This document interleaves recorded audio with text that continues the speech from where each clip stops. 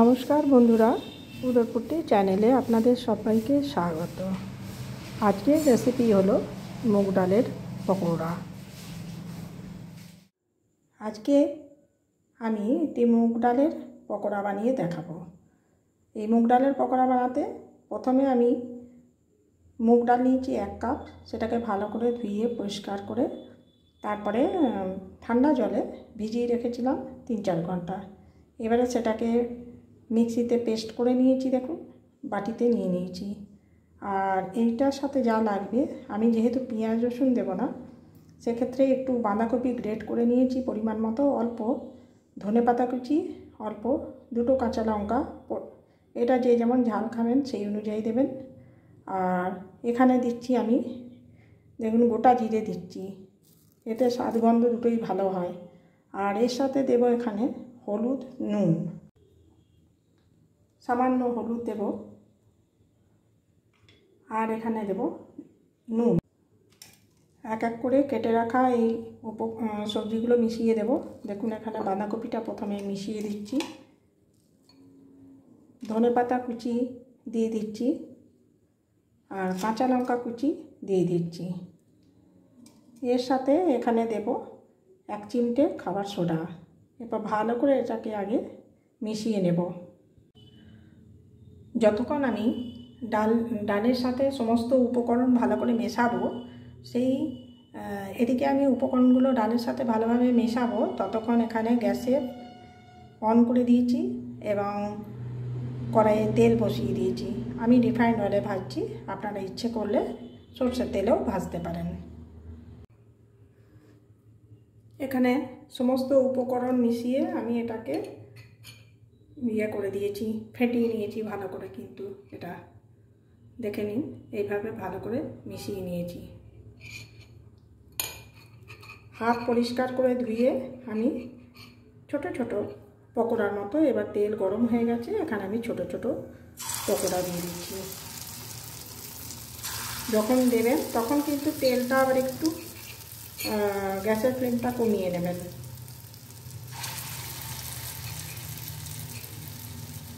এইভাবে আমি পকোড়াগুলি ভেজে নেব।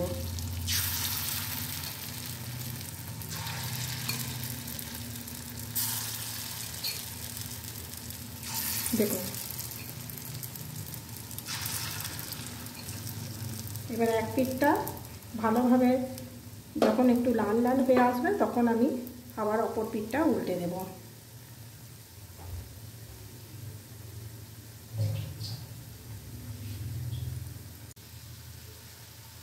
এই আমার পকোড়াগুলো একদিকটা লাল লাল হয়ে গেছিলো, আমি আস্তে আস্তে উল্টে দিয়েছি। এবার এই দিকটা যখন লাল লাল হয়ে যাবে, তখন আমি আরেকবার উল্টে পাল্টে 2 দিকটাই এই যে এরকম করে উল্টে ভেজে নেব। তাহলেই আমার আজকের এই মুগ ডালের নিরামিষ পকোড়া হয়ে যাবে।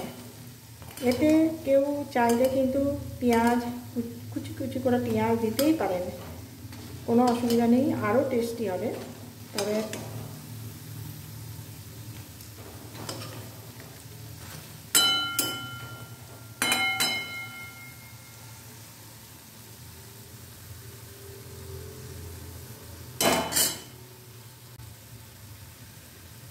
দেখুন আজকের আমার এই মুগ ডালের পকোড়াগুলো কিন্তু ভালোভাবে ভাজা হয়ে গেছে।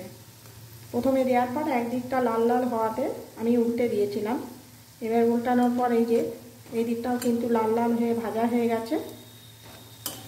এইভাবে লাল লাল হয়ে গেলেই বুঝবেন ভাজা হয়ে গেছে। তো আপনারাও তাহলে একবার বানাবেন, দেখবেন এর স্বাদ কিন্তু একদম অন্যরকম হয়, খুব ভালো হয়। গরম গরম ভাতে প্রথম পাতে ডাল দিয়ে খেতে পারেন, আর তাছাড়াও চা কফির সাথে হতে পারে, মুড়ির সাথেও চলতে পারে। এবার কেউ যদি চান এখানে পেঁয়াজ কুচি করেও দিতে পারেন, যেটা আমি দিইনি, আমি একেবারেই সম্পূর্ণ নিরামিষ বানিয়েছি। এটাও কিন্তু কোনো অংশে খারাপ হয় না খেতে, আপনারা বানিয়ে দেখবেন এবং খাবেন। তো আজকে আমার এই মুগ ডালের পকোড়া তৈরি হয়ে গেছে। আমি এবার প্লেটে সমস্ত পকোড়া তুলে নিচ্ছি।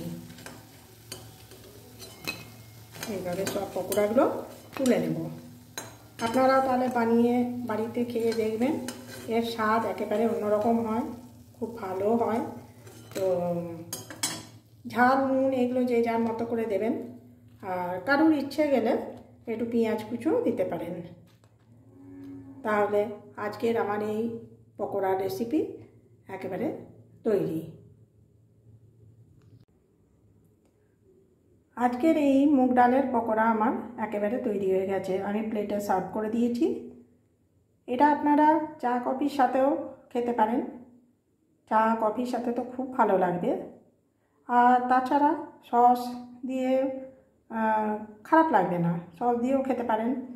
আর একটা খেতে ভালো লাগে যেটা হচ্ছে গরম গরম ভাতের সাথে একটু ডাল আর এরকম গরম গরম পকোড়া ভাজা, আর তার সাথে এক টুকরো লেবু, দেখবেন খেয়ে ভীষণ ভালো লাগে।